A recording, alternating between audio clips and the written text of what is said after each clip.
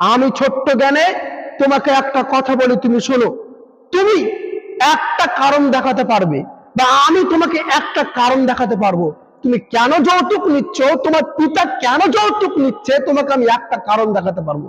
কারণটা কি জানো? তোমার পিতা তোমাকে একটা পাঠা, তোমাকে একটা সার তৈরি করেছে, সে সার, সে পাঠা যেখানে বিয়ে দিচ্ছে, সে হাটে বিক্রি করছে। এটাই কারণ, এটা একটা কারণ।